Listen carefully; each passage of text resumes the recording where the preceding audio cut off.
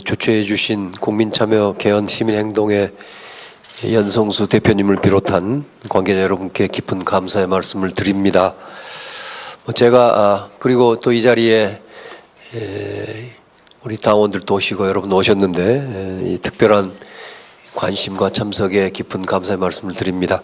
제가 오늘 이 토론자로도 참여하기 때문에 특별한 제 견해는 이번에는 생략하겠습니다. 조금 토론 말씀 때 말씀드리기로 하겠습니다. 오늘 거듭 여러분께 감사드립니다. 안녕하십니까, 황도수 교수입니다. 여기서 이제 우리가 논의될 수 있는 게 자유주의하고 그 다음에 국가공권력 민주주의라고 하는 큰 개념이 나오는데 이 늘 개념이 왜 나올까 하는 것에 관해서는 지금 여러분들 옆에 있는 보라색 책 주권자 헌법이라는 책에서 좀 기초적인 이론을 좀 설명을 했습니다. 우리가 같이 살아갈 때 있어서 열심히 같이 혼자 살 때보다는 훨씬 더 풍요롭게 살 수 있다. 왜? 분업을 하니까 라고 하는 거죠. 문제는 분업을 하는 거는 다 찬성하는데 분업에서 나오는 증대된 생산물, 재화, 서비스를 어떻게 나누는 분배 문제가 어려운 문제이다라고 하는 거고요. 그럼 분배를 어떻게 하느냐에 관해서 기준이 없다라는 거죠. 이 분배 문제, 어떻게 공정하게 분배할 것인가의 문제가 정의 문제이고, 이 문제를 풀기 위해서 여러 철학자들이 논의하고 이론가들이 생각했으나 다양한 의견들이 많이 있었다. 다행스러운 것은 분배 문제에 관해서 법적으로 제도화할 때는 딱 두 가지 방법만 있었다. 역사적으로 하나는 개인들끼리 거래하는 방식으로 분배하는 방식이고, 시장주의라고 얘기할 수 있는 것. 또 개인들끼리 거래라는 것은 자기가 원할 땐 거래할 수 있고 원하지 않을 땐 하지 않을 수 있다는 점에서 자유로운 거래이고, 이런 의미에서 우리가 한마디로 그걸 얘기할 때 자유주의다 이렇게 얘기하고, 그런 의미에서 자유주의는 시장주의하고 바로 맞닿게 된다 이렇게 볼 수 있습니다. 그다음에 중요도에 따라서 두 번째 주거권 문제를 다뤘는데, 주거권 문제는 뭐냐면 사생활에 필요한 것이 주거입니다. 주택의 문제이죠. 우리나라의 주택 문제는 어떻게 되어 있는가? 제가 생각할 땐 가장 심각한 문제다라고 보여지고요. 30페이지 보겠습니다. 30페이지 두 번째 문단입니다. 우리나라는 국민들의 내 집 마련 문제를 자유시장 질서에 내놓고 수수방관하는 입장에 있다라는 것이 저의 생각입니다. 그렇다면 외국과 비교해서 어떤 차이가 있느냐? 그 다음 문단 보겠습니다. 우리나라가 보유하고 있는 10년 이상의 임대주택 등 장기 임대주택은 2015년 기준 얼마로서 전체 가구 대비 6%에 불과하다라는 거죠. 외국, 프랑스, 네덜란드, 기타 선진국들 보면 대체적으로 주택의 한 20% 내를 국가가 공공적으로 관리하고 있다라는 거죠. 그 다음 줄입니다.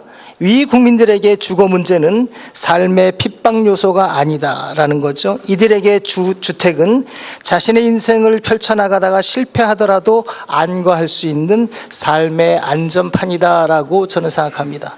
우리나라의 국민들이 주거 문제를 가지고 어떤 핍박을 당하고 있는지 생각하면은 이번 개헌에서 우리 민생에서 무엇을 바꿔야 되는가의 과제가 분명해진다고 볼 수 있습니다. 다음에 정신적인 문제로서 교육권 문제입니다. 교육권 문제에 관해서는 개헌 문제라기보다는 입법의 문제 또는 행정의 문제라고 보겠기에 여기서는 큰 언급은 피하도록 하겠습니다. 다음 페이지 32페이지의 기본소득권 문제입니다. 왜 기본소득권을 재산권의 어떤 그 보장 중에서 두게 됐냐면은 4차 산업혁명 이후에 4차 산업혁명 이전까지는 노동권을 보장함으로써 국민들의 생활, 재산을 갖다가 보장하는 방식을 취하게 되는데 4차 산업혁명이 진전되게 되면은 노동권을 보장하는 것만으로는 국민들의 생활이 충분히 갖춰지지 못할 것이다 라는 거죠. 거기에 두 번째 문단 보겠습니다. 4차 산업혁명 사회에서 국민은 노동자, 생산 역군으로서가 아니라 건전한 소비자로서의 의미가 더욱 중대하게 된다라는 거죠. 노동을 안 하더라도 국민으로서, 인간으로서, 또 소비자로서, 그럼으로써 생산에 기여할 수 있는 사람으로서 이런 의미에서 기본소득이 마련돼야 된다는 점에서 진취적으로 이번 개헌에서 심각하게 고려해야 된다라고 보고 있습니다. 다음에 사회적 약자의 권리보장 및 보호에 관해서는 당연히 발생할 수밖에 없는 경쟁에서 탈락된 국민들, 또 태어나면서부터 장애인으로 태어난 국민들이 있기 때문에 이들의 삶을, 또 그 자손들의 삶을 보장하기 위한 기초적인 민생기본권이 필요하다는 점에서 언급하였습니다. 다음에 볼 것은 두 번째 쟁점이 경제민주화 부분인데 시간 관계상 2분 정도 남은 걸로 알고 있는데 간단히 마치도록 하겠습니다. 경제민주화 문제에 관해서 자유주의만으로는 해결이 안 되기 때문에 경제 질서에 있어서 공정한 경쟁 질서를 어떻게 확보할 것인가의 문제가 경제민주화의 문제이고, 이 문제에 관해서 중요한 것은 단순히 공정해야 된다, 정의로운 질서가 이루어진다라고 하는 것이 아니라 이것을 구체적으로 나눠서 어떻게라고 하는 관심을 가져야 되는데, 이 부분에 관해서는 큰 그림, 큰 틀을 볼 수 있어야 된다는 게 저희 생각입니다. 이 경제 질서의 틀을 어떻게 구성하고 있는가에 관해서 36페이지 하나, 둘, 세 번째 문단 보겠습니다. 국가 공동체의 과제는 자유시장 질서의 영역에 따라서 다양하게 발생하는 시장 지배의 독점의 형태에 따라서 개별적으로 대응하는 것이 타당하다는 게 저의 생각이고요. 자유시장 질서는 크게 사적 자치의 원칙, 소유권 절대의 원칙 및 과실 책임의 원칙을 기본 질서로 그 틀을 가지고 있습니다. 그리고 이때 사적 자치의 원칙은 그 거래 시장에 따라서 노동시장, 자본시장, 지대시장, 토지시장이죠. 토지시장, 그리고 경쟁, 판매, 유통시장 등으로 구분될 수 있다. 또 이렇게 시장이 구분될 수 있다는 점이죠. 우리가 경제민주화를 한다는 것은 이들 시장에 대해서 어떻게 대응할 것인가, 또 소유권 절대 원칙에 대해서 어떻게 대응할 것인가, 또 과실 책임 원칙에 대해서 어떻게 대응할 것인가의 문제이고, 이 문제는 개개 시장에 따라서 또 그 원칙에 따라서 대응해야 된다는 게 제 생각입니다. 다음에 동일노동 동일임금인데 이건 노동시장에 관한 부분이고요. 특히 노동시장이 많이 바뀌고 개헌될 부분이 많지만 특히 현재에서 가장 중요한 문제가 동일노동 동일임금 문제이다, 비정규직 문제라는 점을 여기서 특별히 강조한 것입니다. 그 다음 페이지에 나오는 것이 금융시장이죠. 자본시장에 관해서 여러 가지 문제가 있지만 대략 두 가지, 하나는 한국은행의 지위를 헌법적으로 어떻게 만들어줄 것인지, 두 번째는 금산분리의 원칙이죠. 금산분리의 원칙이 중요한 이유는 금융기관이 가지고 있는 돈이 금융기관 개인의 돈이 아니고 국민들이 모아놓은 돈이라는 점이죠. 보험회사 가지고 있는 돈은 국민들의 보험료를 열심히 내는 국민들의 돈인데 이것을 사기업의 개인의 돈처럼 함부로 쓸 수 있으니까 이 부분에 관해서 금융과 산업이 구분되어야 된다는 입장에서 금산분리가 금융시장에서는 가장 중요하다고 보았습니다. 다음에 그 다음 페이지에 있는 산업의 균형 발전은 이렇게 하고 있습니다. 마지막으로 언급하고 싶은 것이 징벌적 손해배상 부분인데, 이 손해배상 책임에 관해서는 기존의 과실책임의 원칙으로 그쳤고, 과실책임의 핵심은 무엇이냐면은 피해본 것만큼 손해가 난 것만 배상을 해주겠다라고 하는 보상적 손해배상 원칙을 기초로 하고 있고, 이걸 바탕으로 자유로운 거래, 불안하지 않은 거래가 가능했지만 이걸 악용해서 고의로 다른 사람의 손해를 끼치면서 더 많은 이득을 얻는 악덕 사업자들이 많다는 점을 고려해서 이제 우리나라에서는 징벌적 손해배상 제도가 도입되어야 된다는 점에서 이 부분이 헌법에 들어갈 필요성이 있다라고 언급이 됐던 것입니다. 이상으로 마치도록 하겠습니다. 민주주의는 많은 사람들이 정치적으로 보다 보니까 다수결과 많은 분들이 접근합니다. 그런데 사실 민주주의의 가장 중요한 의미는 자기 인생을 사는 거죠. 여러분들은 자기 인생을 살고 계십니까? 아니면 남의 인생을 사십니까? 이거에 대한 답을 해야 될 필요가 있다고 생각합니다. 그래서 민주주의는 다수결 원리보다는 더 중요한 것은 자기 지배와 그 자기 인생을 자기 스스로가 결정하고 그 다음에 그 결정에 대한 스스로의 책임지는 거, 이게 바로 민주주의입니다. 그래서 제가 이렇게 민주주의를 주장한 여러 학자들 중에 로버트 다리니, 이런 미국 유명한 교수가 이런 얘기를 합니다. 당신이 기본적으로 재벌의 아들로서 태어나서 사는 게 행복합니까? 아니면 어렵지만 열심히 일한 그런 분 자녀로 태어나는 게 행복할까요? 라는 질문을 던집니다. 그래서 재벌로 태어났는데 부모가 해주는 대로 하면서 만족을 못해서 마약도 먹고 굉장히 좋은 페라리 같은 차도 있지만 행복하지 못하는 삶과 내 인생의 삶을 물질적으로는 힘들지만 내가 스스로 결정해서 대화하고 부모님들이 그 기회를 주는 그런 집안에서 태어난 아녀와 누가 더 행복할까요? 이런 질문인데 결국 민주주의의 행복과도 관련되는 거죠. 결국에 인생의 삶과 관련된 문제라고 저는 생각합니다. 미국은 헌법이 그런 말이 없습니다. 그럼에도 불구하고 법률안제 주권, 국회의장, 전직 국회의장, 민주당안도 비슷하게 나왔을 것 같고 국회에서 논의되는데 정말 잘못됐습니다. 이 법률안제 주권은 국회에 입법을 하기 위한 아이디어를 제공하는 것이지 이게 있기 때문에 대통령 독재로 간다는 말은 절대 성립될 수 없습니다. 왜? 이건 법률안 제출이기 때문에 국회에서 자르면 됩니다. 의결로. 그렇기 때문에 이거는 독재라 하더라도 갈라질 수 있는 것이고 예산 편성권은 단 하나도 예외 없이 국회가 아니라 행정부만 갖습니다. 단 예산 심의를 통해서 예산 편성을 간접적으로 통제한다. 그래서 미국도 국회가 다 주도했던 걸 1921년 법률로 의해서 행정부로 가져가게 했습니다. 왜냐? 이거는 예산의 99%가 행정부가 있기 때문에 이런 부분을 가져올 수 없습니다. 단 제가 이 예산에 대한 논의에 대해서 보니까 과거 국민의당 시절에 국민의당이 가장 합리적인 안을 제시하더군요. 장관항 조항에서 조정권을 얘기했는데 전 좋은 아이디어라고 생각합니다. 이거에 대해서 증액에 대해서 가장 강하게 한 나라가 프랑스인데 프랑스에서는요. 민주주의 성숙도가 향상되고 국회의원 수준이 올라가다 보니까 발의를 못하게 했습니다. 옛날에 과거에 그랬던 것은 헌법은 그대로 두면서 법률 단계에서 바로 국민의당이 옛날에 했던 것처럼 조정권을 광범위하게 인정했습니다. 전제 조건이 있습니다. 지금처럼 지역구 끼워넣기 막 집어넣고 이건 절도입니다. 최순실 예산보다 더 나쁜 행동입니다. 이런 게 아니라 명분, 국가를 위한 전체를 위한 명분, 지역균형을 위한 명분, 두 번째 타당성 조사를 거쳐서 풀어놨습니다. 그래서 과거 국민의당 안이 그 조정권을 좀 더 다듬는 게 훨씬 더 좋은데 지금 민주당 안처럼 총액 내에서 마음대로 한다. 그거는 편성권을 가져오는 겁니다. 편성권을 가지는 사람은 집행 책임져집니다. 비난해집니다. 합의제 기간은 이걸 지기 힘듭니다. 서로 남 탓하죠. 국회에서. 이것이 하나의 합의제 조직에서의 오는 한계라는 점도 보면서 권한 배분에 있어서 전 세계 어디든 예산 편성은 행정부, 예산 심의 의결은 국회, 예산 집행은 행정부, 그다음에 결산을 통해서 2대2로 나눠놨습니다. 이게 공정합니다. 이거를 움직이는 것은 국민을 위해서 좋은 제도가 아니다. 대신 국회의원들께서는 예결위를 상임위하시면서 야당의 예결위원장은 반드시 국회 자체에서 해결할 수 있는 게 반드시 야당 의원이어야 됩니다. 여당 의원이 예결위원장 가면 안 됩니다. 그래서 미국, 영국, 독일 같은 나라는 국회 내에서 야당 위원장은 수와 상관없이 반드시 야당이 합니다. 이걸 통해서 해야지 만약에 국회 권한을 확대했지만 여대 야소가 되면 그건 대통령이랑 간통속이 됩니다. 절대 권한 통제 안 됩니다. 그렇게 보면 그런 것들을 통해서 실질적 권력 분립의 분권을 이뤄놔야 되는 게 맞지 지금처럼 논의는 좀 잘못됐다라는 말씀드립니다. 그러면서 57페이지부터 직접 민주주의는 결국에는 분권의 개념으로 봐야 된다. 즉 과거의 측면에서 견제와 균형.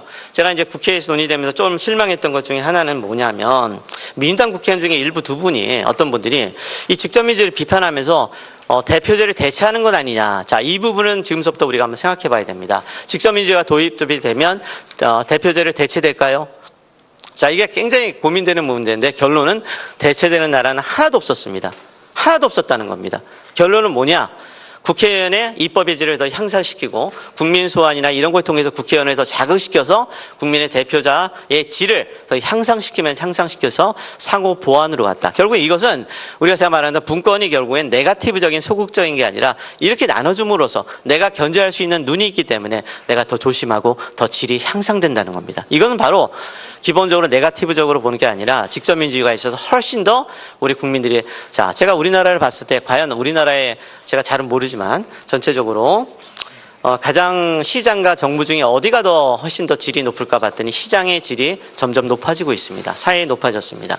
그랬을 때 이런 부분에 대해서 시장의 좋은 아이디어를 받아들이는 게 직접민주주의입니다. 그 다음에 58페이지 여론조사의 현 정부도 많이 얘기하지만 문제점은 여론조사는 수동적입니다. 제시한 안에 대해서만. 그 다음에 또 하나 직접민주주의가 필요한 것 중에 수기적 민주주의입니다. 반드시 대화와 토론을 충분한 시간을 둬야 됩니다. 그런데 여론조사는 특정 사안을 그 피현안을 바로 묻습니다. 그렇기 때문에 이런 부분에 대한 조심해야 된다고 저는 생각하고요. 이래서 지금 큰 대표적인 문제는 제가 좀 정리를 많이 드렸습니다. 그러면서 60페이지부터 과거에는 직접민주주의 아크로폴리스, 서울대 가면 아크로폴리스라는 게 있죠.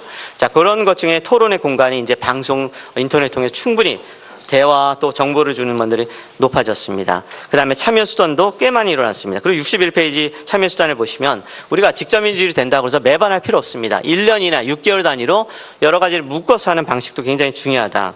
그 다음에 61페이지 5번을 많은 대표제를 주장하는 사람이 비판합니다. 사회적 갈등과 대립을 심해한다. 자, 이거에 대해서 결론적인 얘기는 대표제에서도 엄청난 대립과 심화는 이루어지고 있다는 겁니다.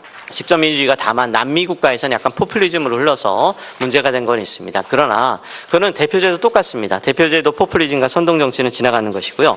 다만 최근에 보면 여러분 보시면 스위스 같은 나라는 전국적 단위의 직접 민주주의라는 건 스위스죠. 스위스는 굉장히 좋은 직접 민주주의를 통해서 전 세계 최고의 행복 지수와 엄청난 국가 발전을 이루고 있다는 점도 한번 보면서요.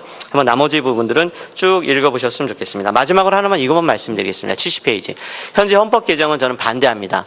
왜 반대하느냐? 현재 헌법 개정은요, 헌법 개정이 아니라 헌법 제정입니다. 모든 걸 다 바꾸고 있습니다. 이렇게 모든 사안을 다 개정한다고 하다 보면 10개 중에 9개는 마음에 안 들고 또는 7개는 마음에 드는데 2-3개 하나가 마음에 안 들면 그걸 반대할 수 있습니다. 최근에 헌법개헌 논의 국민공청회에서 국회의원 것 중에 성평등 문제 하나, 동성혼 때문에 굉장히 그 지방자치단체 돌아가면서 개헌할 때 여러분 보시겠지만 굉장히 많은 문제점이 생겼던 걸 보실 겁니다. 굉장히 99%는 좋은데 그 규정 하나 때문에 반대가 심해서 엄청나게 파행을 거쳤습니다. 바로 이런 거를 해결하는 게 직접민주주의입니다. 그래서 캘리포니아 같은 데서는 오직 헌법 개정은 단일사안, 국민투표는 단일사안으로 가는 겁니다. 묶으면 안 됩니다. 여러 개를 묶어서 가게 되면 그 사람을 신임하면 나머지가 마음에 안 들어도 그냥 가는 겁니다.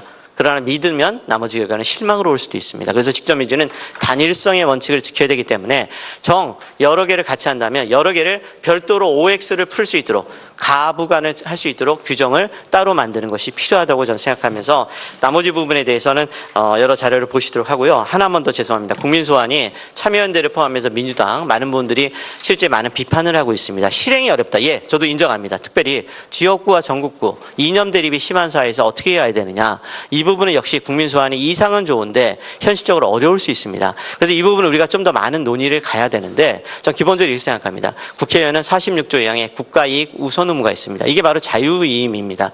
그래서 국가이익의 측면에서 어긋나는 사람은 전국구든 지역구든 저는 전체적인 전국 단위로서 할 수 있지 않아야 되냐. 뭐 이런 얘기를 저는 말씀드리면서 단 국민소환을 하자면 요건은 일반 국민투표보단 가중돼야 됩니다. 이것을 우리가 탄핵도 굉장히 가중된 다수결을 하듯이 국민소환을 너무 쉽게 만들어버리게 되면 혼란이 더 심해질 수 있다는 그 점은 하나 말씀드리면서 부족한 발제를 마치겠습니다. 감사합니다. 오늘 아까 사회자도 말씀하셨지만 우리 민주평화당이 제목 자체를 촛불혁명 완성을 위한 이렇게 해서 저도 굉장히 기분이 좋습니다. 왜냐하면 작년 촛불 시민혁명의 연장이고 완성의 형태로 이 개헌을 물론 한 번에 끝나자는 건 아니지만 요구를 했고 지금까지 내용을 이렇게 여러 가지 의미 있게 얘기를 하고 있습니다.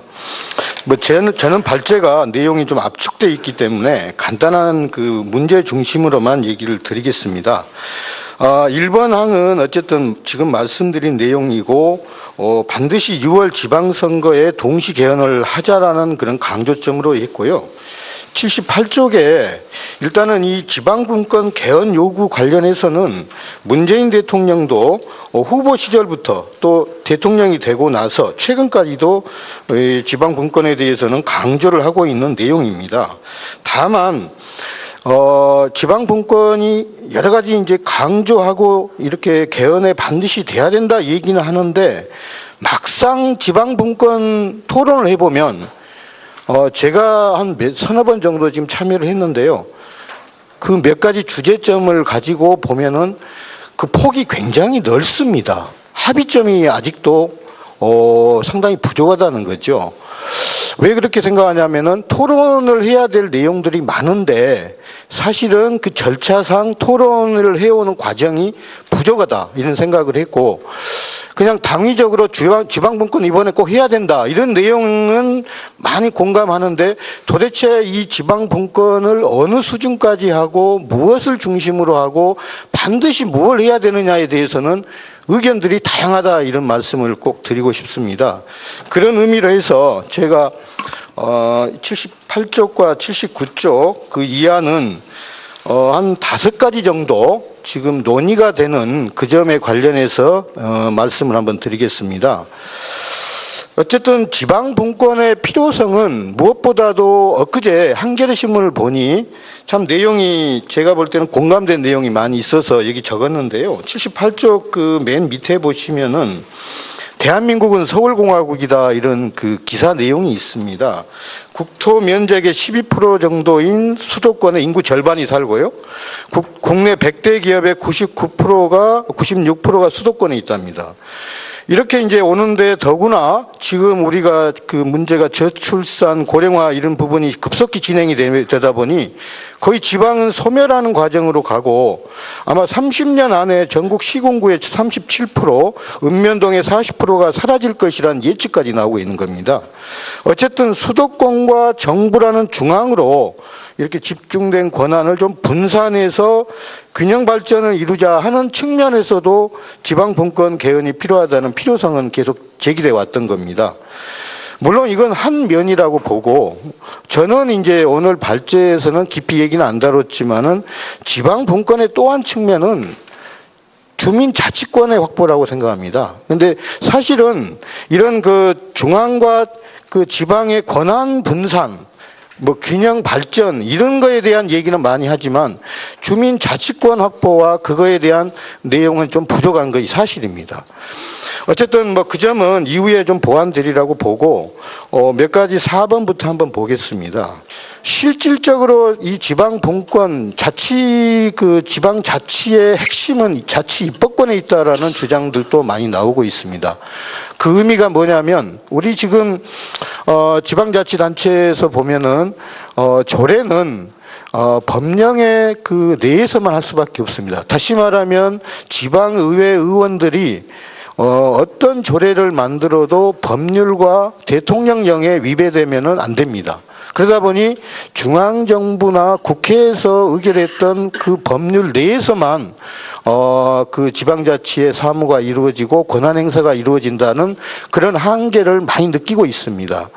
다만 지금 그러면 지방 그 자치단체 지방의회에 국회에서 국회의원이 하는 법률에 준하는 아니면은 대통령령에 준하는 그런 권한을 지금 줄 거냐? 이걸 또 얘기하면은 상당히 고개를 갸우답니다. 왜냐하면 현실적으로는 지방의원들 수준이 과연 그렇게 법률 그 제정할 수 있을 정도의 권한을 가져야 되느냐? 뭐 이런 논의도 있고 또 어떤 분은 그거야 법률 권한을 지방의회에 주면은 그만큼 지방의회 구의원, 시의원들의 그 자질이 높아지고 국회의원 정도 수준 되는 분들이 이제 시의원, 구의원도 나간다. 뭐 이런 얘기까지 나오는데 그런 어떤 그 논의의 폭이 너무 크기 때문에 아직 합의점이 좀 어렵다고 보고 있고요.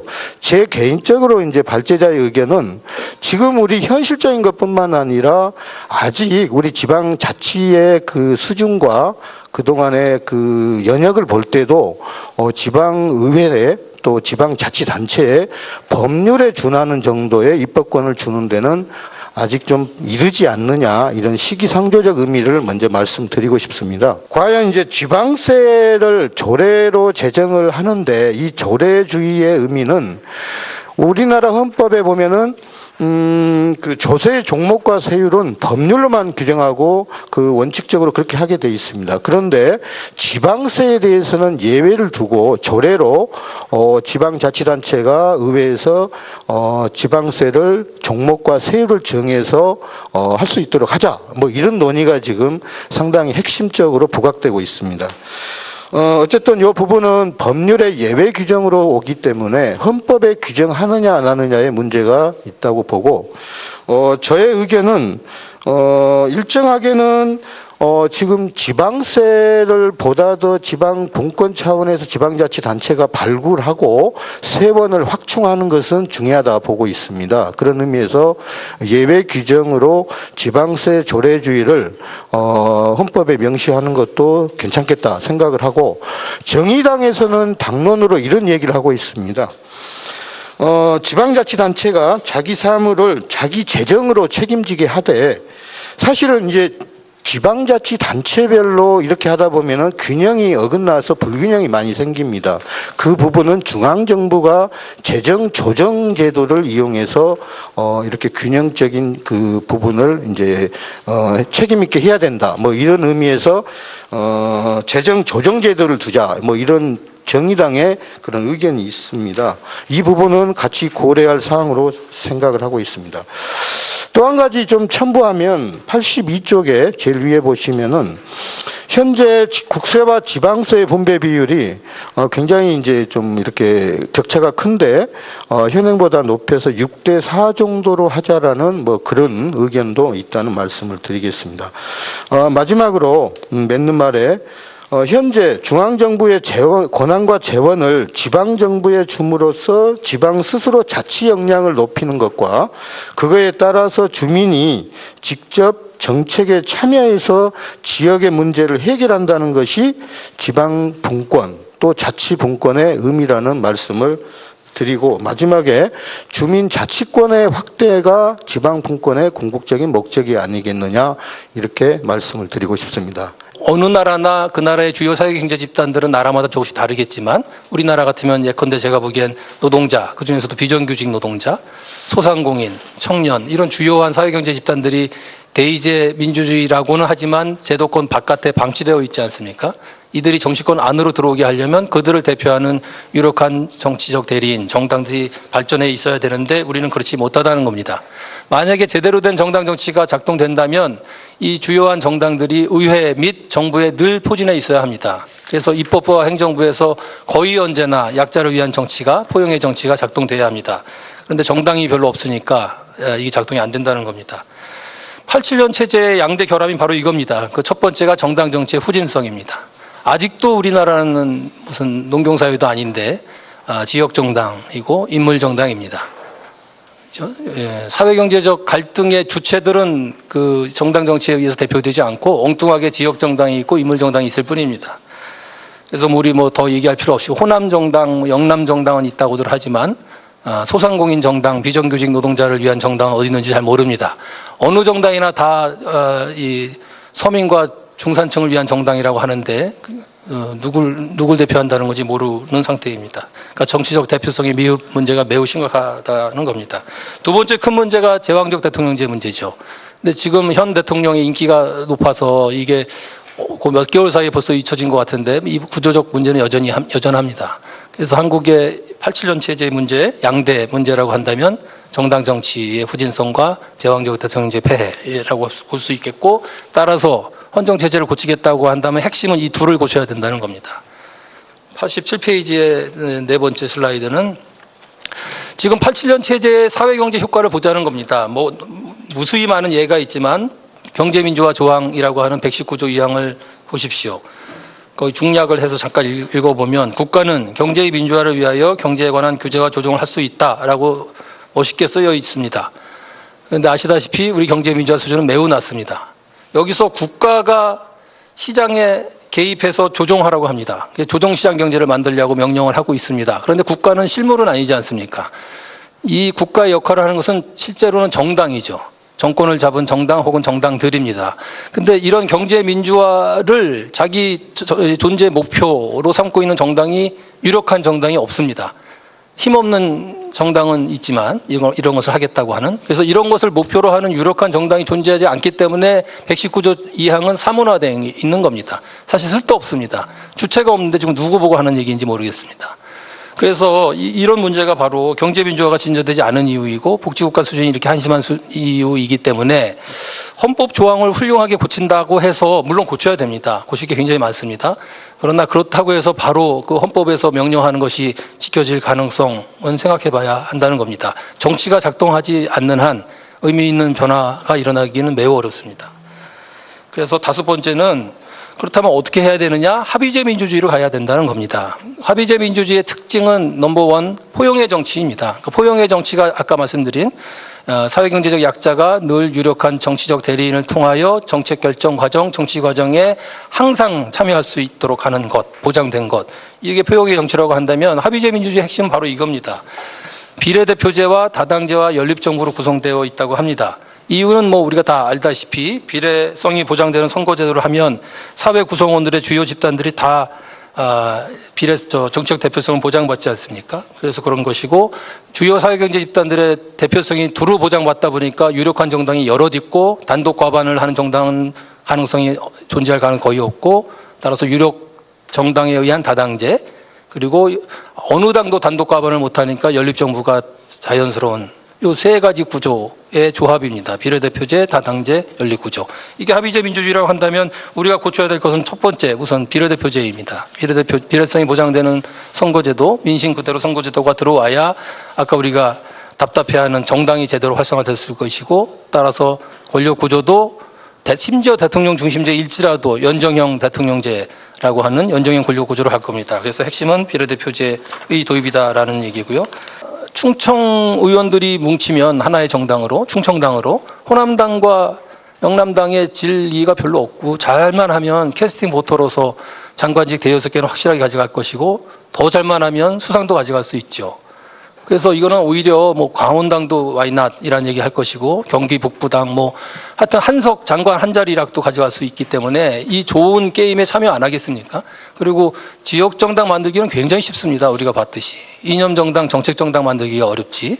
그래서 이거는 오히려 다당제인데 지역 다당제 로 계약될 가능성이 있고, 이런 다당제는 약자를 위한 정치가 작동한다기보다는 지역 보스들을 위한 과도 체제가 발전하기 위한 길을 열어주는 거라서 계약일 가능성이 높다라는 겁니다. 그래서 핵심은 선거제도 개혁과 권력구조 개편이 같이 가는 것. 혹시 순서대로 해야 된다면 오히려 선거제도 개혁이 더 급한 문제다라는 거고요. 그래서 국회에서 그 개헌 문제를 개헌특위에서 논의할 때 자문위원들끼리도 이 패키지 개혁을 많이 얘기했었습니다.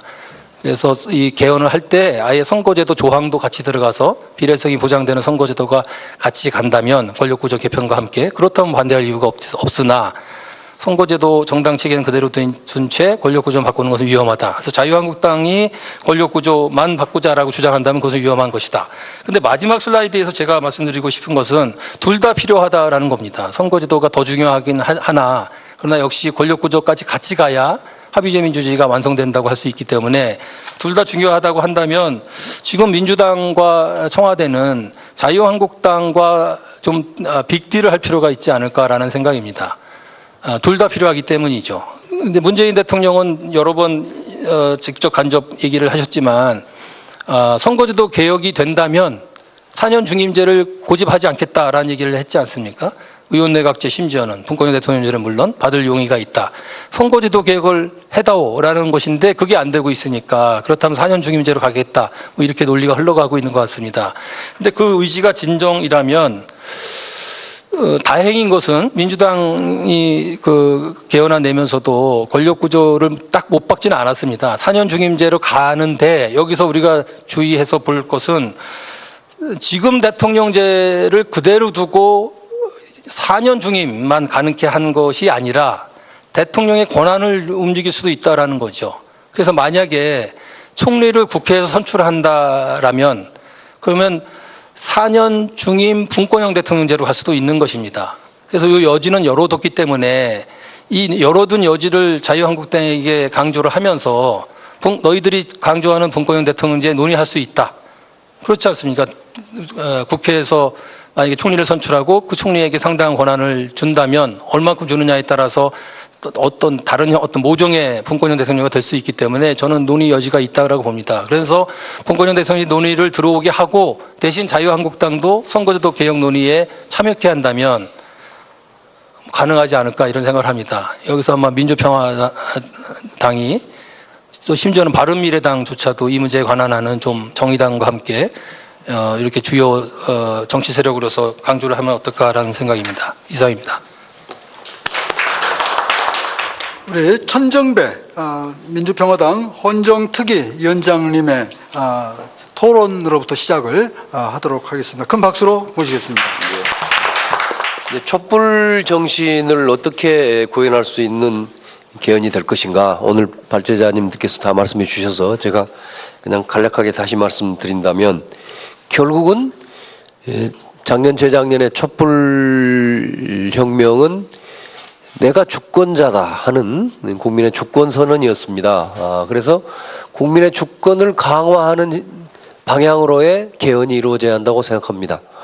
하나는 그런 점에서 직접 민주주의를 강화해야 한다고 봅니다. 뭐 여러 말이 있지만은 심지어는 지금 우리 대의민주주의의 수준이 국민의 바람과는 정반대로 가는 수도 많지 않습니까? 제가 뭐 국회의원입니다만은 뭐 솔직히 그렇게 말씀 안 드릴 수가 없습니다. 그래서 대통령이나 국회 선출된 결국은 선출된 대리인들이 제대로 일을 못할 때를 대비해서도 직접 민주주의를 강화해야 한다. 그래서 그 점에 관해서는 국민 발언, 국민 투표, 국민 소환 모든 제도를 다 만들어야 되고 또 지금 불완전한 것은 완전하게 예컨대 국민 투표의 경우에 대통령 현행헌법은 대통령이 국가 안위에 관한 사항에서 사항에 대해서 국민 투표에 부의할 수 있다 하는 그런 재량 행위로서 뭐 재량권을 주고 있는데 그럴 것이 아니라 국민들의 일정 수 이상이 원한다면 반드시 어떤 사항이라도 국민투표에 회부할 수 있도록 한다는 등등으로 강화를 해야 한다고 생각합니다. 이제 국민주권 강화의 또 하나의 길은 대의민주주의를 강화하는 것입니다. 그 점에서 선거법을 고치고 선거제도를 정확하게 민심에 맞게 고치는 것이 가장 중요한 거라고 생각합니다. 민심 그대로 선거제도를 채택해야 합니다. 국민들로부터 10%의 득표를 한 정당은 10%의 의석을 30%의 득표를 한 정당은 30%의 의석을 갖도록 해야 됩니다. 그것이 사표 없는 죽음표 없는 국민 누구나가 국민 모두의 투표가 계산에 들어가는 뭐 영어식으로는 마이 보트 카운트라고 합니다. 그런 선거제도 가장 민주적인 선거제도이기 때문에 그 선거제도를 도입해야 하고 그것을 선거법만 고칠 것이 아니라 이번에 개헌을 한다면 헌법의 그 민심 그대로 선거제도의 원칙을 분명하게 규정해야 한다고 생각합니다. 그리고 그 선거제도의 장점에 대해서는 이미 최태욱 교수님이 말씀을 다 하셨습니다. 다당제 합의제 민주주의로 가는 길이고 많은 소수 세력을 포함한 많은 다양한 이 계층과 뭐 지역과 다양한 사람 국민들의 분파들의 이익을 골고루 민주적으로 대변할 수 있는 제도가 바로 민심 그대로 선거제도입니다. 달리 말하면 승자독식, 대한민국의 가장 큰 문제가 승자독식인데 지금 현재 선거법은 승자독식을 제도적으로 뒷받침하고 있는 것입니다. 이것을 꼭 고쳐야 합니다. 나아가서는 대통령과 지방자치단체장도 결선 투표를 도입해야 합니다. 그것이 또 승자독식을 극복하는 길이기도 하고 진정한 국민의 민의를 반영할 수 있는 제도이기도 하기 때문입니다. 그래서 반드시 우리는 선거법의 개정이 없는 개헌은 자칫 개악으로 이루어질 수 있다 하는 최태욱 교수님의 의견에도 저는 전적으로 공감하는 바입니다. 그리고 사법부 분야에 관해서는 대법원장 또 헌법재판소장, 대법관, 헌법재판관은 각 추천위원회, 대법관 추천위원회 또는 헌법재판관 추천위원회 등을 구성을 해서 거기서 추천을 하게 하고 국회에 동의를 얻어서 하게 함으로써 사법부 독립을 강화하는 것이 좋겠다. 그리고 지금 전관예우라는 것이 각 분야에서 문제가 되고 있습니다만은 특별히 이제 법관의 전관예우 금지를 위해서 전관예우 금지의 법률적 제한 근거, 법률 근거. 그러니까 전관예우를 금지를 한다는 것은 공무원 퇴직 후에 뭐 취업이나 업무 수행에 제한을 두는 것이기 때문에 이에 대해서 헌법적 근거를 두는 게 좋겠다. 나아가서는 우리 공직자들이 법관뿐만 아니라 대다수 고위공직자들이 공직 이후에 전관예우를 받으면서 여러 가지 사익을 추구하는 일이 많습니다. 근데 이것을 근본적으로 제한할 수 있는 헌법적 근거를 두자 이런 생각을 하고 있습니다. 그 밖에도 감사원을 대통령 소속에서 헌법상 독립기관화해서 감사원장이 대통령의 지위를 받지 않도록 해야 되겠다 이런 생각을 하고 있고요. 또 국가가 농업에 대한 공익적 가치를 보장하도록 하자 하는 그런 의무조항도 신설했으면 좋겠다 하는 등등의 농업에 관련해서도 특별한 근거를 뒀으면 좋겠다고 생각합니다. 예산 문제에 관해서는 좀 논란의 여지가 큽니다만은 첫째는 예산 편성 기준을 국회가 정해서 행정부에 그 지침을 주도록 하자. 그리고 국회는 현재는 정부가 제출한 예산에 대해서 항목을 신설한다거나 증액할 수 없게 돼 있습니다. 정부의 동의가 없는 한. 그런데 세부적인 항목의 신설이나 증액은 정부 동의 없이 허용하고 국회 예산 전체 총액을 증가시킬 경우에는 물론 정부의 동의를 얻게 이렇게 예산에 있어서의 국회 권한의 유연성을 더 확보했달까요? 이렇게 하는 것이 좋겠다 하는 생각을 가지고 있습니다. 없었던 게 아니기 때문에 저는 직접 문제를 새로 만드는 게 아니라 직접 문제를 복원해야 된다 이렇게 생각합니다. 이게 87년도에 굉장히 좋은 기회가 있었는데 87년대 헌법 개정은 국민을 빼놓고 여야가 밀실해서 야합했기 때문에 굉장히 좋은 법률들을 복원할 수 있는 게 없었다. 그래서 이번에는 반드시 여야뿐만 아니라 국민과 함께 개헌을 해서 우리 헌법도 좋은 헌법들은 제가 살리고 독소조항들은 폐지하는 게 우선적이다. 이렇게 생각합니다. 저도 지방 이제 이 교육하면서 지역단체를 많이 만나보는데 지역단체에 가면은 아주 참신한 아이들이 많이 나와요. 그런 발의안들 국민들이 발의하게끔 도와주는 게 필요한 거죠. 근데 더불어민주당 의견은 뭐냐면 이 법률 발의권을 주면 국회의원 발의권을 제한할 수 있기 때문에 문제가 된다. 이렇게 얘기하면 나온 수준이 어디까지 나오고 있냐면 법률 발의권을 국회 그 청원입법권이 있죠. 그 정도 수준으로 가려고 생각하는 거예요. 그러면 이 법률 발의권 있으나 많아져. 지금 청원 입법하면 그 청원 입법 국회에서 그냥 묵혀놓으면 끝나는 거거든요. 그러니까 저희가 생각하는 거는 국민이 발의한 법률 발의 경우에는 국회에서 통과하지 않을 경우에 못할 경우에 그럴 경우에는 국민투표에 붙여야 된다.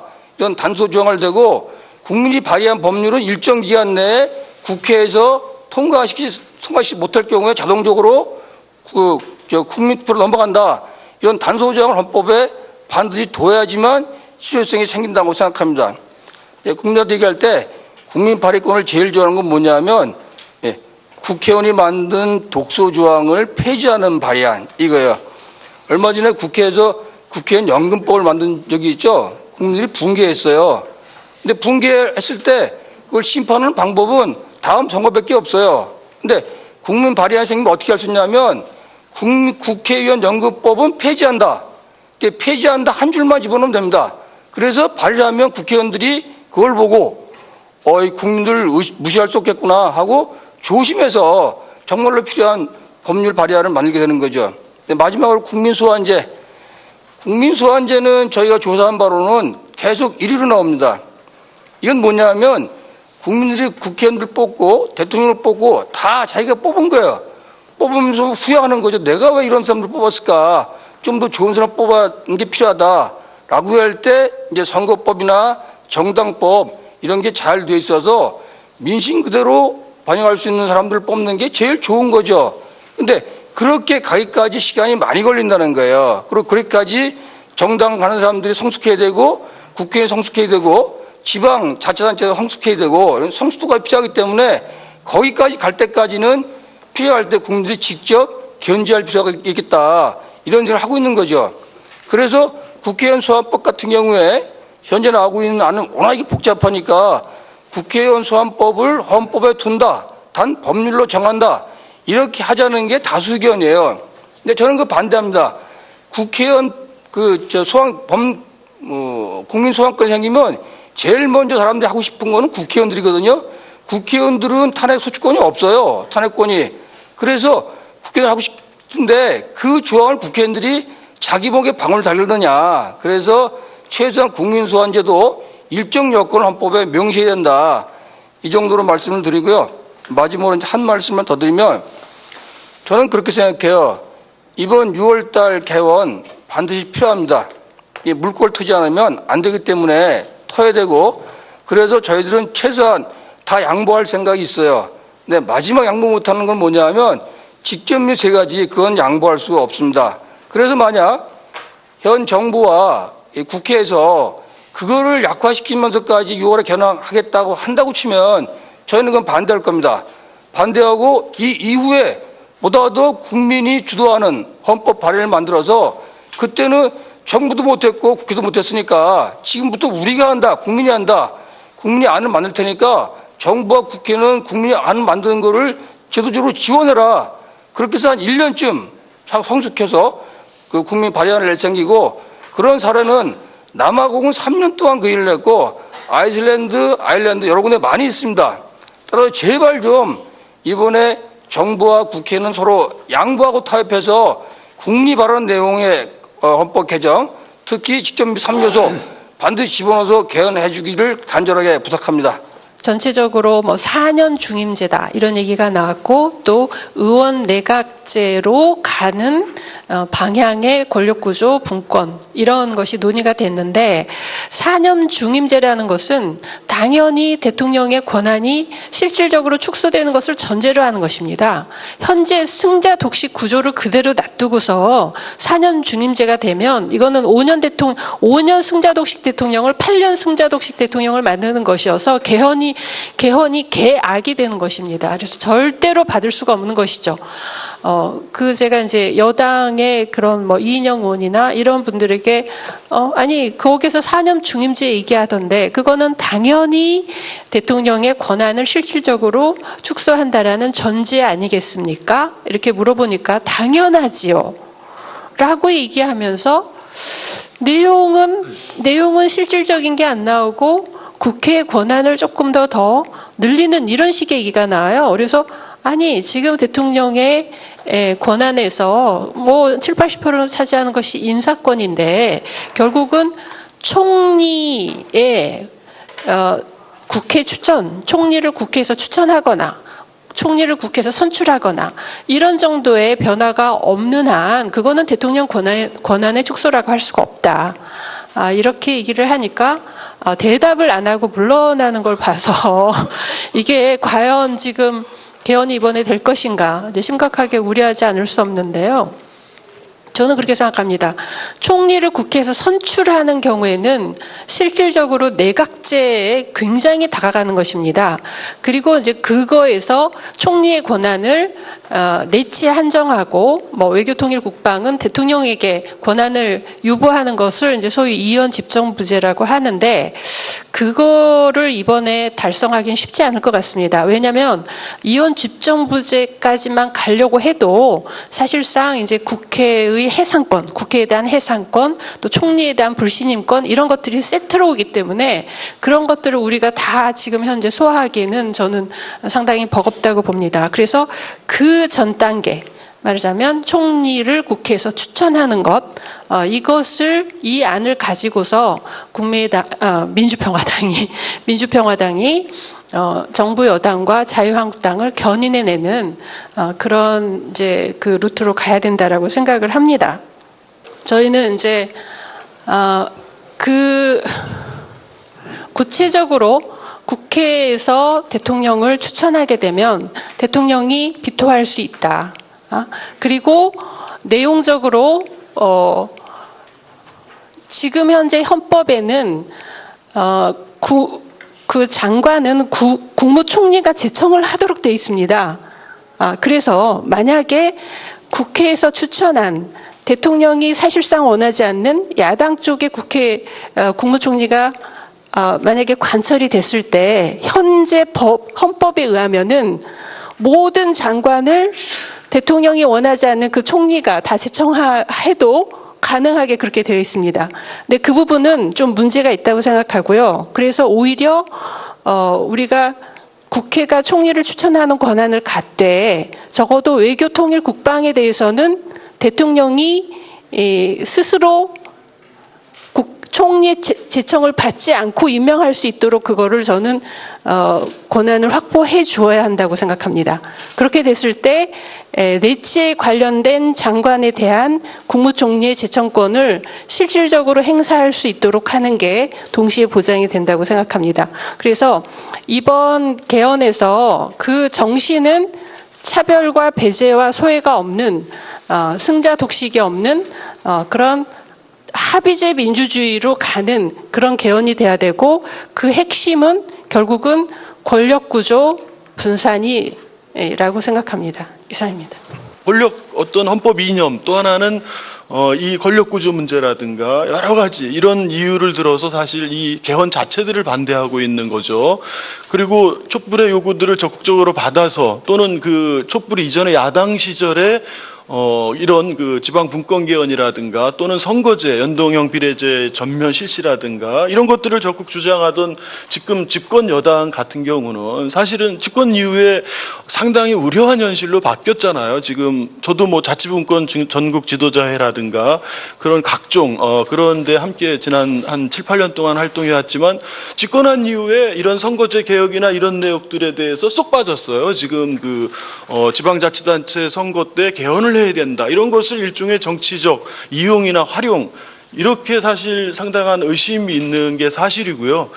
이런 부분들은 지금 국회에서 광역의원 선거구와 인원수 조정을 빨리 끝내야지만이 광역의회에서 이제 기초의원 선거수와 이 선거구 획정을 빨리 끝내는데 지금 국회가 그런 결정을 못하고 있지만 서울시 같은 경우는 지역 선거구 획정위원회에서 기존의 그런 2인 선거구 제도나 3인 선거구 제도 이런 것들을 3인이나 또는 4인 선거구 제도를 신설하는 이런 안들을 마련했음에도 불구하고 사실 서울시 106명 중에 71명이 사실은 집권 여당임에도 불구하고 이런 부분에 소극적이고 자유한국당은 공식적으로 반대 의견까지 표현을 했잖아요.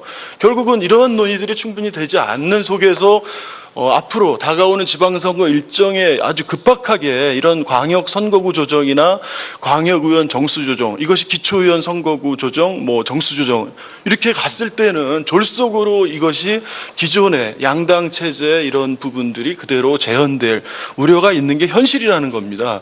중앙에서 지방으로 분권이 되는 것도 중요하지만 중앙의 대통령 이런 그 권력 집중에 의한 폐해가 나타난 것이 대부분이라면은 지역에서도 바로 지방자치단체장들에 의해서 기존 여당 야당 할 거 없이 사실은 전국의 대부분의 지역이 소중한 시민들의 혈세를 낭비하고 측근들의 인사권을 독립하고 조직을 장악한 장에 의해서 사실은 그 측근 비리들이 사실 뭐 안 된 지역이 없지 않습니까?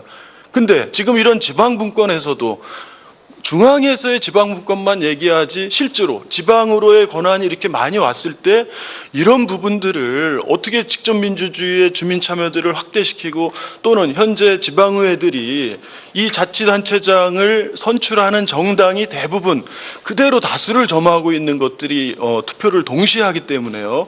이런 그 폐단이 나타나고 있는데 이 부분들을 개정하기 위한 거에 논의는 전혀 없는 거죠. 이런 부분을. 그래서 이 지방분권이라는 것들을 전제로 했을 때는 반드시 지방자치단체장에 의한 인사권, 조직, 재정, 뭐 예산 편성권 이런 부분에서 나타난 이런 폐단들을 극복하기 위한 시민들의 직접민주주의들을 확대하는 것. 또 하나는 의회의 그런 전문적 기능을 높이기 위한 부분들을 반드시 지금부터 논의를 좀 포함시켜야 된다고 봅니다. 뭐 저는 무엇보다도 지방의회 역시 그 다당제 그래서 그 지방에서도 그런 소수나 약자나 이런 이 대표성들을 참여할 수 있는 것을 확보하고 동시에 이 연동형 비례대표제들이 전면적으로 실시되는 것이 사실은 직접민주주의들을 국민 발언이나 국민 소환이나 또는 국민 투표 이거 못지않게 현재 불가피하게 병행되어야 되는 이 대의제 민주주의의 직접 민주성을 더 높이는 이런 길이라고 생각합니다. 아무튼 짧은 그 남은 기간 동안 미흡한 부분들을 빨리 해결하고 기존 정당들이 이해관계를 좀 넘어서 왜 1,700만 명이나 되는 국민들이 그 진짜 모두 일어나서 이런 촛불을 들고 제발 이번 기회에 제발 국민밥 빼고 모든 걸 바꿔달라 이런 요구를 했는지를 우리 정당 관계자나 또 이 부분에 관심 있는 우리 시민 사회 모든 분이 함께 노력했으면 좋겠습니다. 이상입니다.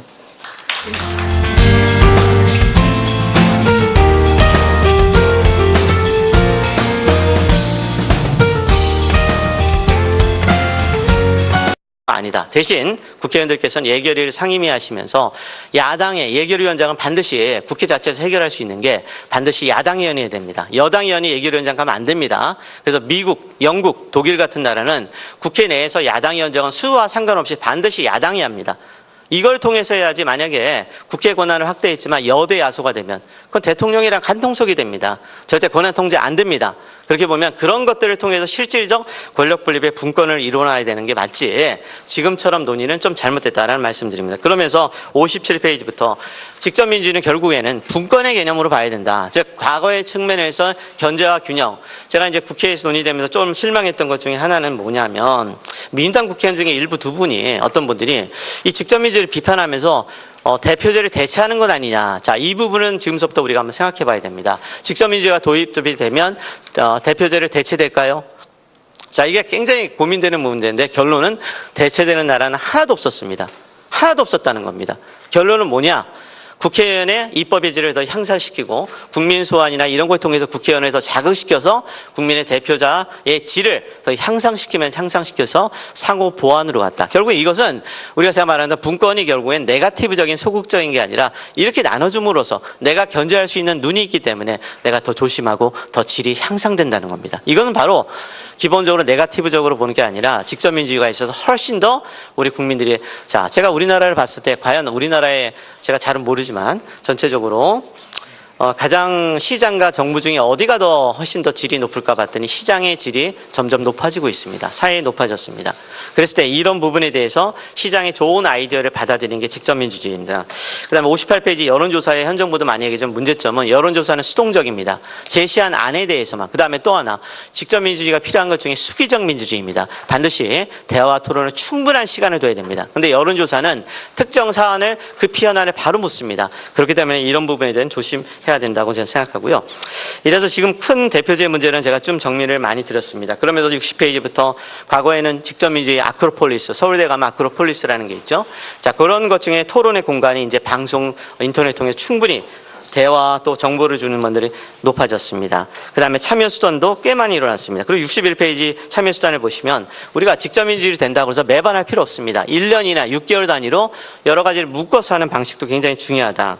그 다음에 61페이지 5번을 많은 대표제를 주장하는 사람이 비판합니다. 사회적 갈등과 대립을 심해한다. 자, 이거에 대해서 결론적인 얘기는 대표제에서도 엄청난 대립과 심화는 이루어지고 있다는 겁니다. 직접민주주의가 다만 남미 국가에서는 약간 포퓰리즘으로 흘러서 문제가 된 건 있습니다. 그러나 그거는 대표제도 똑같습니다. 대표제도 포퓰리즘과 선동정치는 지나가는 것이고요. 다만 최근에 보면 여러분 보시면 스위스 같은 나라는 전국적 단위의 직접민주주의라는 건 스위스죠. 스위스는 굉장히 좋은 직접민주주의를 통해서 전 세계 최고의 행복지수와 엄청난 국가 발전을 이루고 있다는 점도 한번 보면서요. 한번 나머지 부분들은 쭉 읽어보셨으면 좋겠습니다. 마지막으로 하나만 이것만 말씀드리겠습니다. 70페이지. 현재 헌법 개정은 저는 반대합니다. 왜 반대하느냐? 현재 헌법 개정은요, 헌법 개정이 아니라 헌법 제정입니다. 모든 걸 다 바꾸고 있습니다. 이렇게 모든 사안을 다 개정한다고 하다 보면 10개 중에 9개는 마음에 안 들고 또는 7개는 마음에 드는데 2, 3개 하나가 마음에 안 들면 그걸 반대할 수 있습니다. 최근에 헌법개헌 논의 국민공청회에서 국회의원 것 중에 성평등 문제 하나, 동성혼 때문에 굉장히 그 지방자치단체 돌아가면서 개헌할 때 여러분 보시겠지만 굉장히 많은 문제점이 생겼던 걸 보실 겁니다. 굉장히 99%는 좋은데 그 규정 하나 때문에 반대가 심해서 엄청나게 파행을 거쳤습니다. 바로 이런 거를 해결하는 게 직접민주주의입니다. 그래서 캘리포니아 같은 데서는 오직 헌법 개정은 단일사안, 국민투표는 단일사안으로 가는 겁니다. 묶으면 안 됩니다. 여러 개를 묶어서 가게 되면 그 사람을 신임하면 나머지가 마음에 안 들어도 그냥 가는 겁니다. 그러나 믿으면 나머지 결과는 실망으로 올 수도 있습니다. 그래서 직접민주는 단일성의 원칙을 지켜야 되기 때문에 여러 개를 같이 한다면 여러 개를 별도로 OX를 풀 수 있도록 가부간을 할 수 있도록 규정을 따로 만드는 것이 필요하다고 저는 생각하면서 나머지 부분에 대해서는 여러 자료를 보시도록 하고요. 하나만 더 죄송합니다. 국민소환이 참여연대를 포함해서 민주당 많은 분들이 실제 많은 비판을 하고 있습니다. 실행이 어렵다. 예, 저도 인정합니다. 특별히 지역구와 전국구 이념 대립이 심한 사회에서 어떻게 해야 되느냐. 이 부분은 역시 국민 소환이 이상은 좋은데 현실적으로 어려울 수 있습니다. 그래서 이 부분은 우리가 좀 더 많은 논의를 가야 되는데 전 기본적으로 이렇게 생각합니다. 국회에는 46조 1항에 국가이익 우선 의무가 있습니다. 이게 바로 자유이임입니다. 그래서 국가이익의 측면에서 어긋나는 사람은 전국구든 지역구든 저는 전체적인 전국 단위로서 할 수 있지 않아야 되냐, 뭐 이런 얘기를 저는 말씀드리면서, 단 국민 소환을 하자면 요건은 일반 국민투표보다는 가중돼야 됩니다. 이것을 우리가 탄핵도 굉장히 가중된 다수결을 하듯이 국민 소환을 너무 쉽게 만들어버리게 되면 혼란이 더 심해질 수 있다는 그 점은 하나 말씀드리면서 부족한 발제를 마치겠습니다. 감사합니다. 오늘 아까 사회자도 말씀하셨지만 우리 민주평화당이 제목 자체를 촛불혁명 완성을 위한 뭐 이렇게 해서 저도 굉장히 기분이 좋습니다. 왜냐하면 작년 촛불 시민혁명의 연장이고 완성의 형태로 이 개헌을 물론 뭐 한 번에 끝나자는 건 아니지만 요구를 했고 지금까지 내용을 이렇게 여러 가지 의미 있게 얘기를 하고 있습니다. 뭐 저는 발제가 내용이 좀 압축돼 있기 때문에 간단한 그 문제 중심으로만 얘기를 드리겠습니다. 1번 항은 어쨌든 지금 말씀드린 내용이고 반드시 6월 지방선거에 동시 개헌을 하자라는 그런 강조점으로 했고요. 78쪽에 일단은 이 지방분권 개헌 요구 관련해서는 문재인 대통령도 후보 시절부터 또 대통령이 되고 나서 최근까지도 지방분권에 대해서는 강조를 하고 있는 내용입니다. 다만 지방분권이 여러 가지 이제 강조하고 이렇게 개헌에 반드시 돼야 된다 얘기는 하는데 막상 지방분권 토론을 해보면 제가 한 서너 번 정도 지금 참여를 했는데요. 그 몇 가지 주제점을 가지고 보면은 그 폭이 굉장히 넓습니다. 합의점이 아직도 상당히 부족하다는 거죠. 왜 그렇게 생각하냐면은 토론을 해야 될 내용들이 많은데 사실은 그 절차상 토론을 해오는 과정이 부족하다 이런 생각을 했고, 그냥 당위적으로 지방분권 이번에 꼭 해야 된다 이런 내용은 많이 공감하는데 도대체 이 지방분권을 어느 수준까지 하고 무엇을 중심으로 하고 반드시 무엇을 해야 되느냐에 대해서는 의견들이 다양하다 이런 말씀을 꼭 드리고 싶습니다.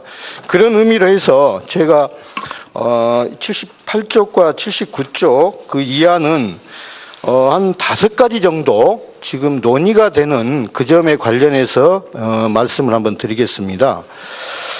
어쨌든 지방분권의 필요성은 무엇보다도 엊그제 한겨레신문을 보니 참 내용이 제가 볼 때는 공감된 내용이 많이 있어서 여기 적었는데요. 78쪽 그 맨 밑에 보시면은 대한민국은 서울공화국이다 이런 그 기사 내용이 있습니다. 국토 면적의 12% 정도인 수도권의 인구 절반이 살고요. 국내 100대 기업의 96%가 수도권에 있답니다. 이렇게 이제 오는데 더구나 지금 우리가 그 문제가 저출산, 고령화 이런 부분이 급속히 진행이 되다 보니 거의 지방은 소멸하는 과정으로 가고 아마 30년 안에 전국 시군구의 37%, 읍면동의 40%가 사라질 것이라는 예측까지 나오고 있는 겁니다. 어쨌든 수도권과 정부라는 중앙으로 이렇게 집중된 권한을 좀 분산해서 균형 발전을 이루자 하는 측면에서도 지방분권 개헌이 필요하다는 필요성은 계속 제기돼 왔던 겁니다. 물론 이건 한 면이라고 보고 저는 이제 오늘 발제에서는 깊이 얘기는 안 다뤘지만은 지방분권의 또 한 측면은 주민자치권의 확보라고 생각합니다. 근데 사실은 이런 그 중앙과 그 지방의 권한 분산 뭐 균형 발전 이런 거에 대한 얘기는 많이 하지만 주민 자치권 확보와 그거에 대한 내용은 좀 부족한 것이 사실입니다. 어쨌든 뭐 그 점은 이후에 좀 보완되리라고 보고 몇 가지 4번부터 한번 보겠습니다. 실질적으로 이 지방분권 지방 자치의 핵심은 자치 입법권에 있다라는 주장들도 많이 나오고 있습니다.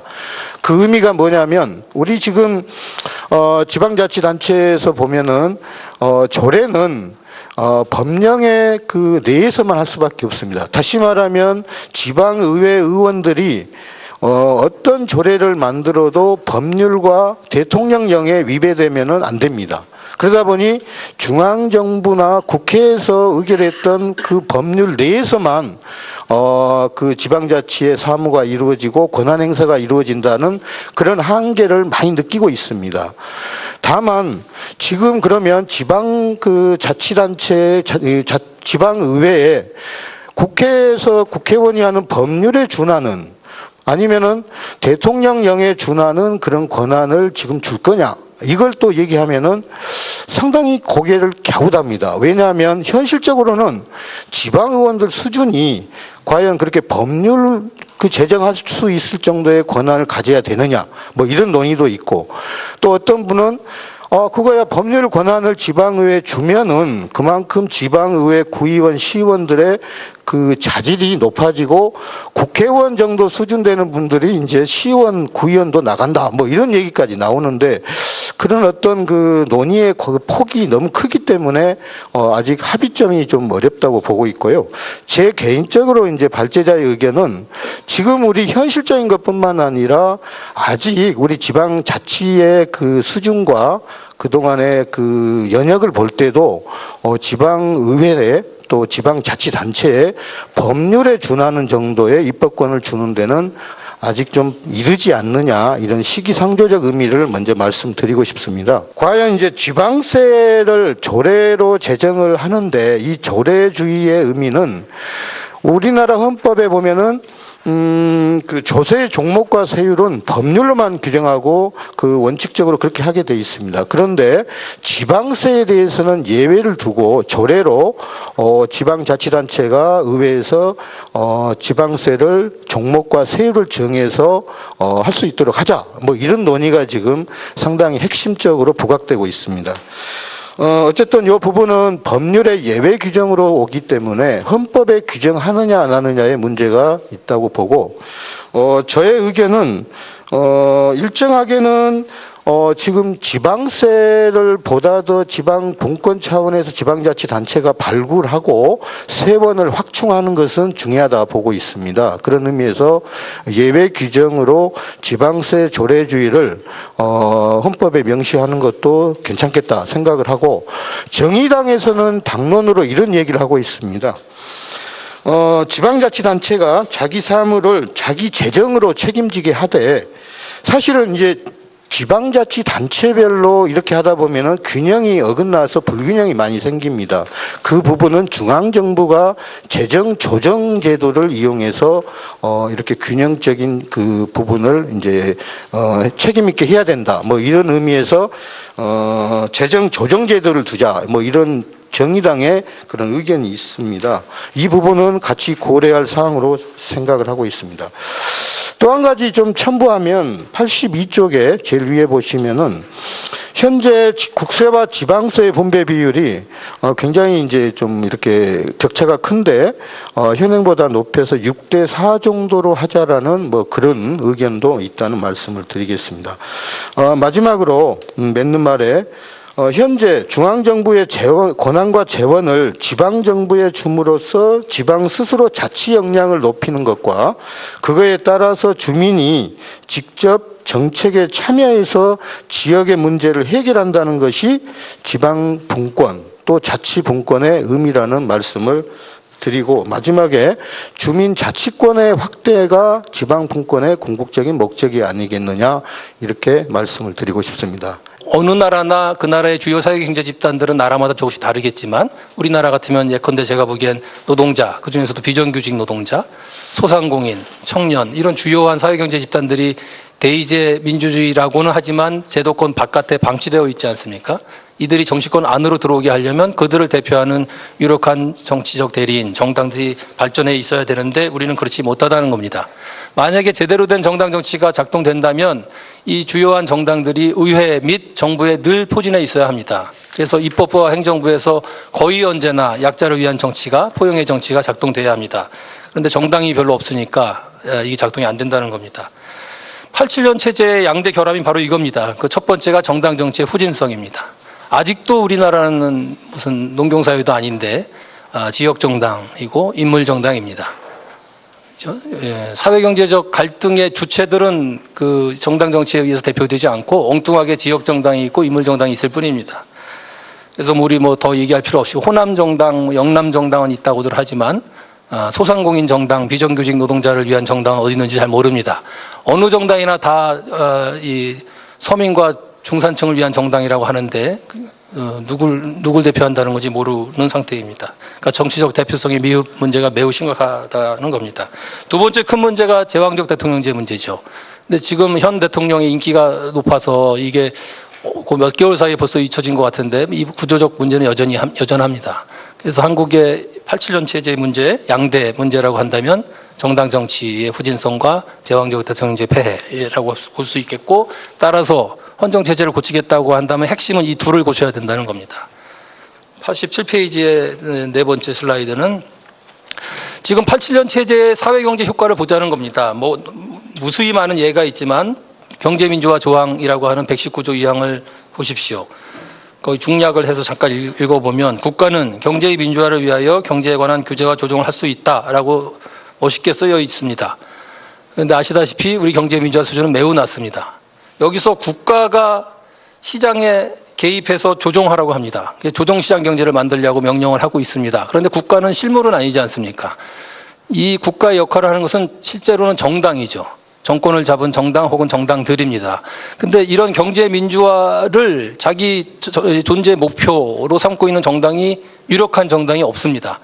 힘없는 정당은 있지만 이런 것을 하겠다고 하는, 그래서 이런 것을 목표로 하는 유력한 정당이 존재하지 않기 때문에 119조 2항은 사문화되어 있는 겁니다. 사실 쓸데없습니다. 주체가 없는데 지금 누구 보고 하는 얘기인지 모르겠습니다.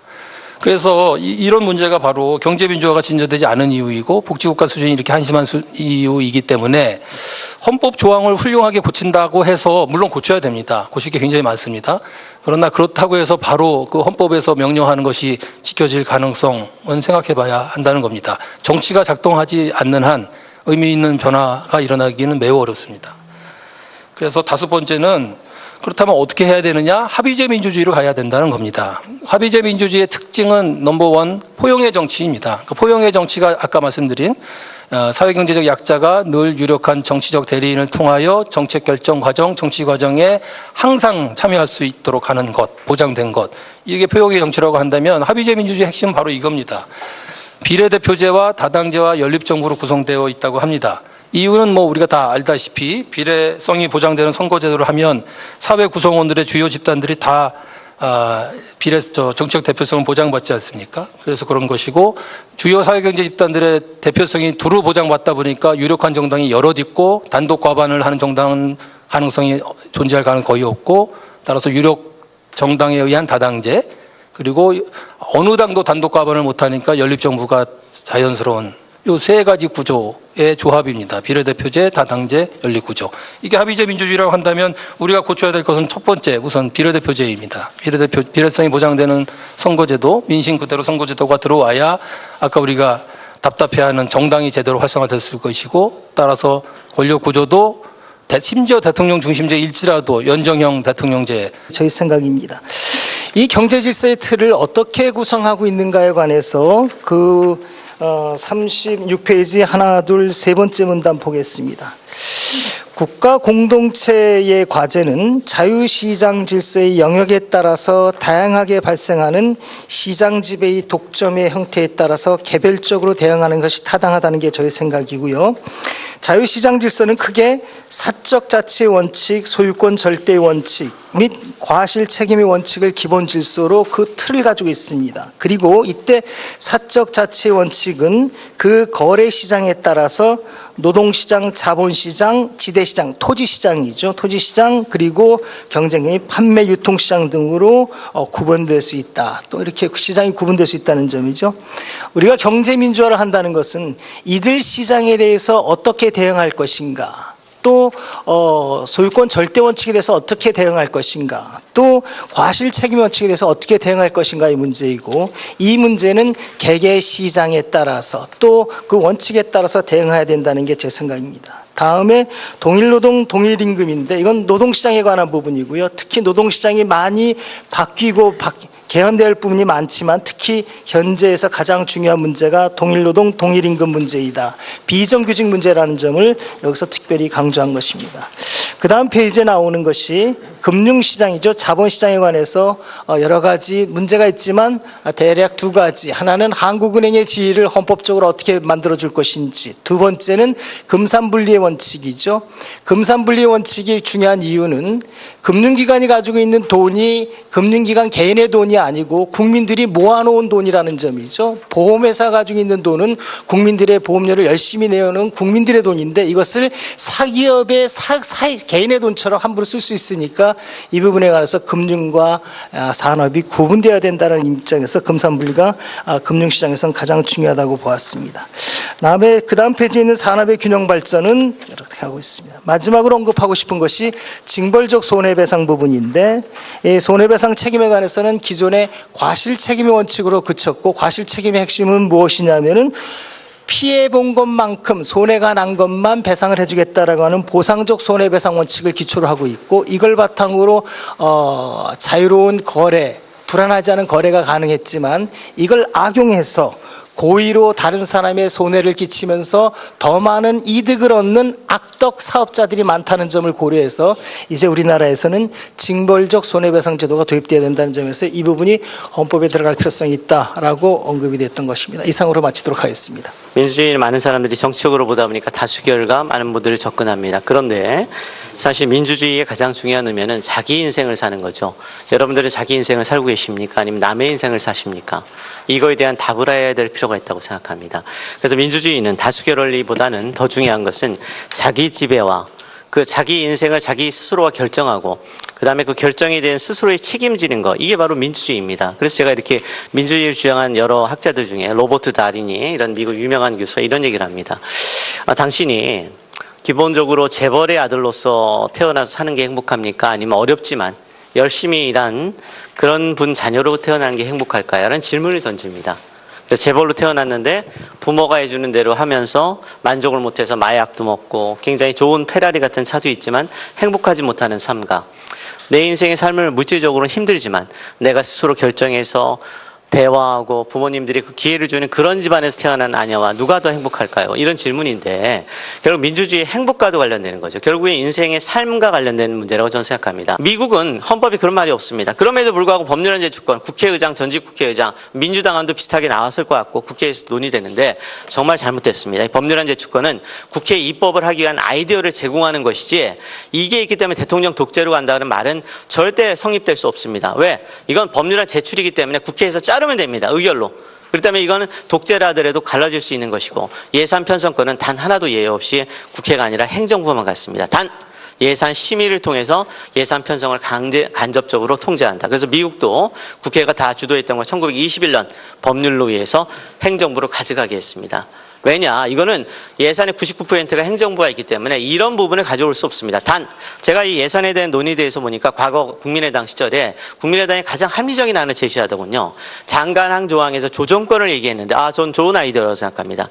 이거에 대해서 증액에 대해서 가장 강하게 한 나라가 프랑스인데 프랑스에서는요 민주주의 성숙도가 향상되고 국회의원 수준이 올라가다 보니까 발의를 못하게 했습니다. 옛날 과거에. 그랬던 것은 헌법은 그대로 두면서 법률 단계에서 바로 국민의당이 옛날에 했던 것처럼 조정권을 광범위하게 인정했습니다. 전제 조건이 있습니다. 지금처럼 지역구 끼워넣기, 막 집어넣고 이건 절도입니다. 최순실 예산보다 더 나쁜 행동입니다. 이런 게 아니라 명분, 국가를 위한, 전체를 위한 명분, 지역균형을 위한 명분, 두 번째 타당성 조사를 거쳐서 풀어놨습니다. 그래서 과거 국민의당 안이 그 조정권을 좀 더 다듬는 게 훨씬 더 좋은데 지금 민주당 안처럼 총액 내에서 마음대로 한다. 그거는 편성권을 가져오는 겁니다. 편성권을 가지는 사람은 집행 책임도 비난을 집니다. 합의제 기간은 이걸 지기 힘듭니다. 서로 남탓하죠. 국회에서. 이것이 하나의 합의제 조직에서의 오는 한계라는 점도 보면서 권한 배분에 있어서 전 세계 어디든 예산 편성은 행정부, 예산 심의 의결은 국회, 예산 집행은 행정부, 그다음에 결산을 통해서 2대2로 나눠놨습니다. 이게 공정합니다.